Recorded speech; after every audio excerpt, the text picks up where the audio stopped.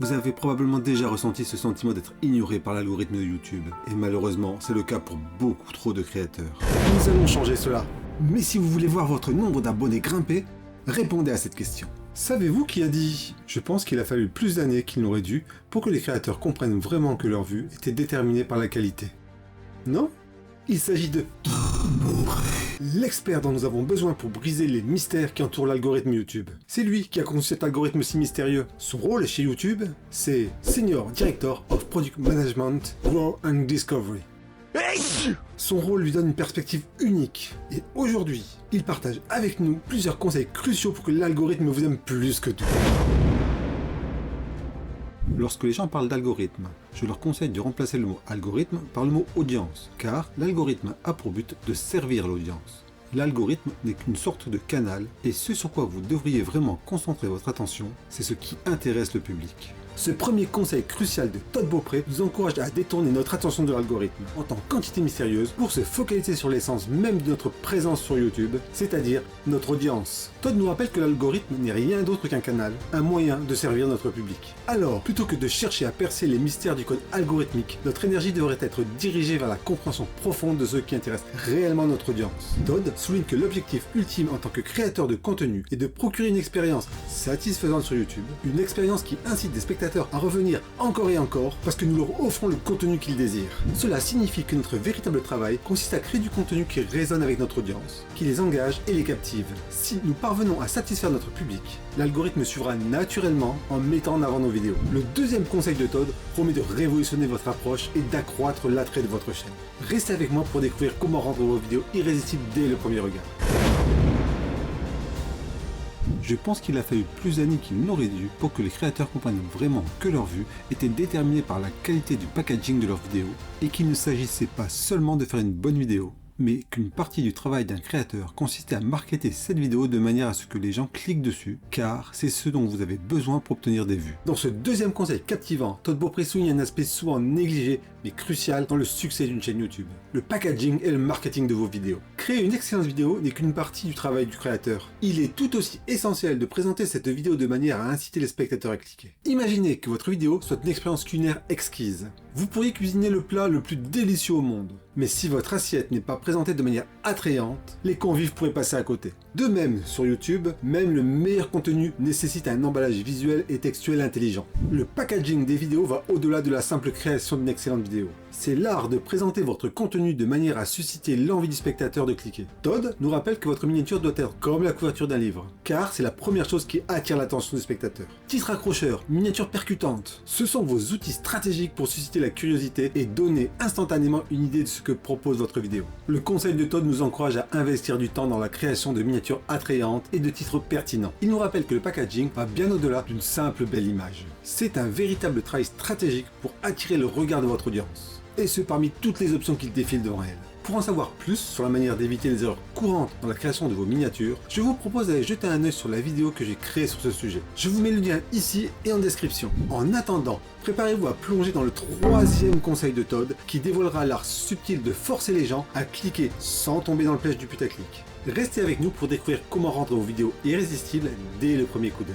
Et je suis certain que vous aussi, vous aimeriez connaître ces astuces ingénieuses pour rendre vos vidéos irrésistibles dès le premier coup d'œil. Aujourd'hui, nous sommes dans un monde où sur mobile, la miniature ne s'affiche que pendant une demi-seconde à une seconde lorsque vous faites défiler la page d'accueil. Nous avons constaté que les gens aiment vraiment pouvoir voir le contenu de la vidéo parce qu'une vidéo contient beaucoup plus d'informations qu'une simple miniature. Je pense que nous vivons un peu la même chose. Peu de créateurs comprennent que la décision du spectateur repose en grande partie sur ce qu'il propose dans l'intro et sur ce qu'il propose dans l'intro lorsqu'il n'y a pas de son. Et combien de temps pensez-vous que la plupart des créateurs passent à regarder cela à travers les yeux du spectateur, en essayant de savoir si cela vaut la peine que je prenne mon temps? Dans ce troisième conseil captivant, Todd Beaupré nous plonge dans la réalité du monde mobile. Là où la miniature de votre vidéo n'a que quelques fractions de secondes pour captiver l'attention des spectateurs. Pourquoi? Car nous sommes dans une ère où les prévisualisations automatiques déterminent souvent si quelqu'un décide de cliquer ou de passer à la vidéo suivante. Cette prévisualisation automatique a radicalement changé la donne. Todd nous explique que cette fonctionnalité permet au spectateur de voir brièvement le contenu de la vidéo pendant le défilement de la page d'accueil. C'est une opportunité précieuse car une vidéo contient bien plus d'informations qu'une simple miniature. Ainsi, votre introduction devient une accroche visuelle, un moment décisif qui influence la décision des spectateurs. Cependant, Todd souligne un point crucial. Ces prévisualisations se font souvent sans le son.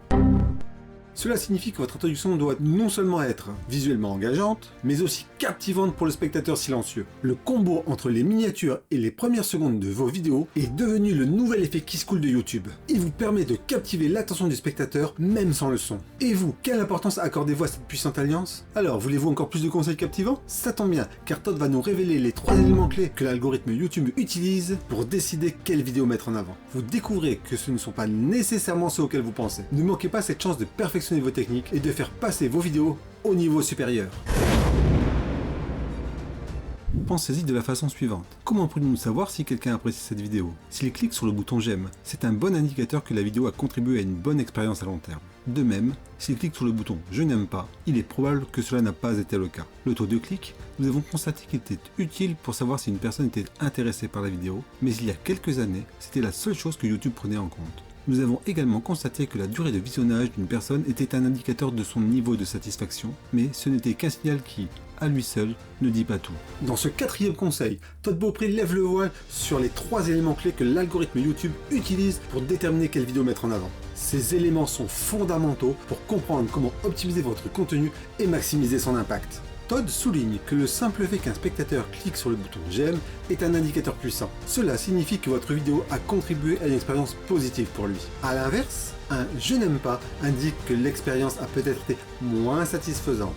Ces actions ne sont pas seulement des indicateurs, mais des signaux de la qualité perçue de votre contenu. Le taux de clic sur vos vidéos est également un paramètre essentiel. Si les spectateurs cliquent fréquemment sur votre vidéo parmi les suggestions, cela indique que votre contenu suscite leur intérêt.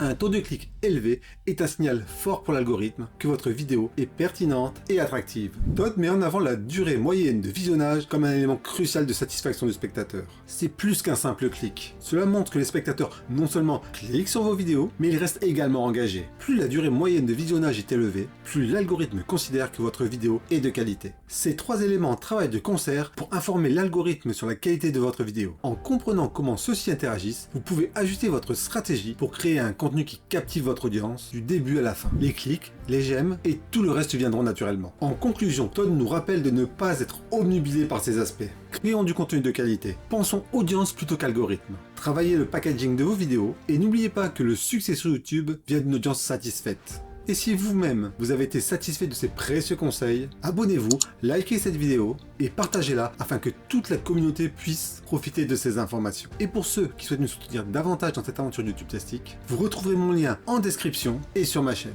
Mais si vous n'avez pas de temps à perdre et que vous souhaitez approfondir votre stratégie rapidement, je vous invite à me contacter pour envisager une séance de consulting afin de faire décoller votre chaîne YouTube. Tout comme l'a fait la chaîne Les Rouages du Français qui, en suivant mes conseils, a multiplié par 5 son nombre d'abonnés en 2 fois moins de temps. Sur ce, je vous dis bonne chance et à bientôt.